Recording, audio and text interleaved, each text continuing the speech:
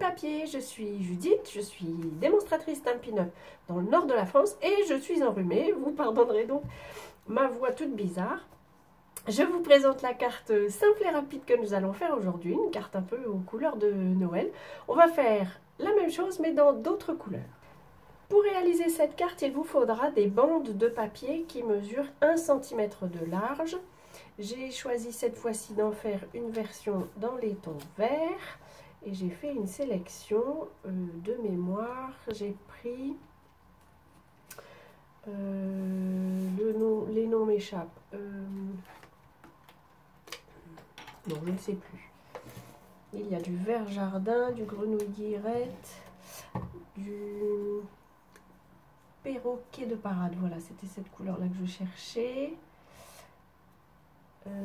Limonade à la limette et vert sapin ombragé. Voilà, je pense que j'ai retrouvé les couleurs, pas sûr. Quoi qu'il en soit, comme toujours, les mesures et les références des articles que j'utilise pendant cette vidéo seront sur mon site. Il vous suffira donc de vous y rendre pour pouvoir les vérifier. Alors, j'ai utilisé un morceau de papier, vous voyez, c'est du papier pas millimétré, mais de la grille de mon papier grillé. Je ne sais même plus comment il s'appelle au catalogue, mais bref, c'est mon bloc de papier que j'utilise quand j'ai des feuilles comme ça qui ont déjà bien servi, mais que je n'ai pas utilisé le verso. Et ben je le découpe comme ça en petites feuilles qui me servent de brouillon. C'est là-dessus que je note d'ailleurs les mesures et les références quand je fais une carte. Et là, c'est parfait pour servir de support. Ça me fait donc un ensemble de 5 couleurs qui est prêt. Et je vais le tamponner avec l'encre. Alors, la mienne s'appelle Murmure Blanc. Celle qui est maintenant, parce que c'est une ancienne, celle qui est maintenant au catalogue s'appelle Craft, si je ne m'abuse. L'encre Craft. Mais c'est donc une encre blanche qui est, je dirais, presque un peu grasse par rapport aux autres encres.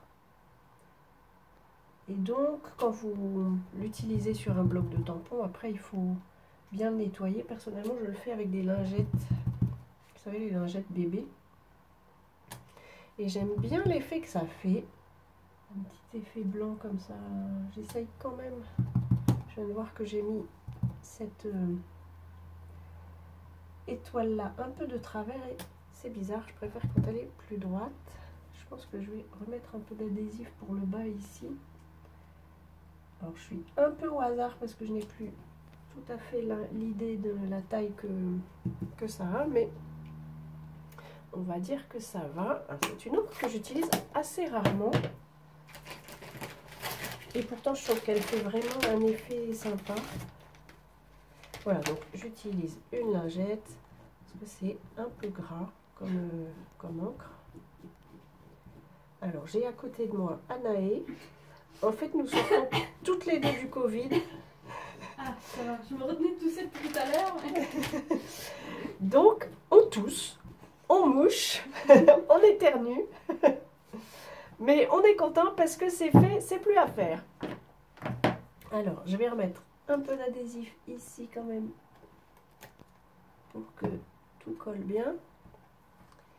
Du coup, je l'ai collé sur mon bloc, mais c'est facile à enlever en frottant un peu. Hop, voilà, ça s'en va.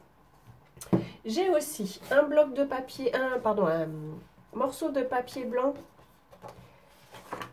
aux mesures habituelles. Il mesure 14,85 cm sur 21 avec un pli à 10,5. Lui, je vais le tamponner en ardoise bourgeoise avec la même illustration. Alors, je sais que je ne vais en avoir que sur le côté. Donc, je décale quand même un peu comme ça pour que ce ne soit pas toujours exactement au même endroit. Je vais peut-être en mettre encore un peu ici. Et puis je fais la même chose ici à droite.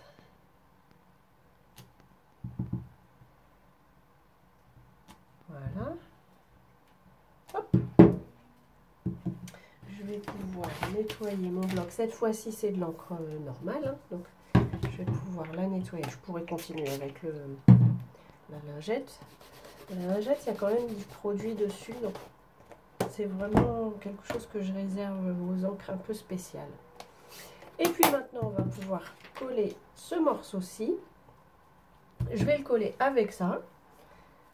Je vais le coller d'ailleurs à la colle liquide pour me laisser du temps pour bien le positionner. Et je vais utiliser mon papier, hop, justement pour pouvoir le positionner. Oh, j'ai bougé ma carte.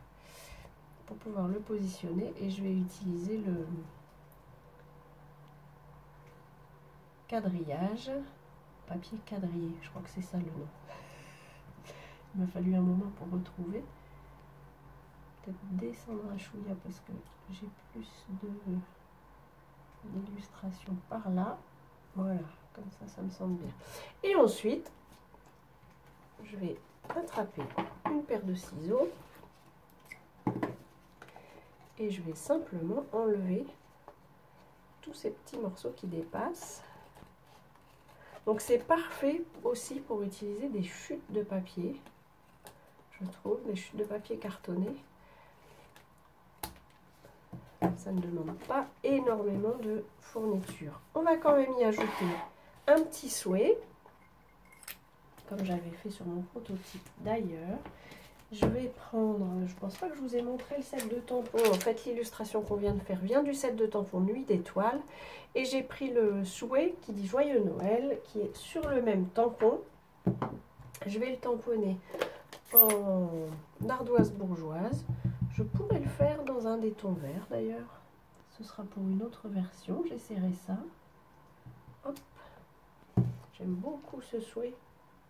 J'aime beaucoup la police de caractère. Pour le perforer, j'utilise ma perforatrice 2 ovales et je n'utilise en fait que l'ovale festonné qui est le plus grand. Hop. Et ce que j'aime bien justement, c'est le contraste de cette étiquette blanche avec ce qui est en dessous et qui est coloré. Je vais le coller avec des mousses.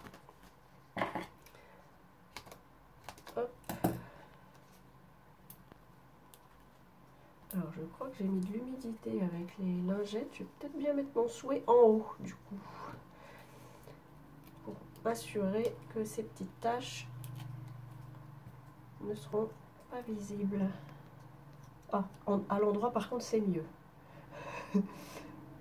Et voilà, un joyeux Noël qui cache les taches et un autre qui était plus au milieu parce qu'il n'y avait pas de taches.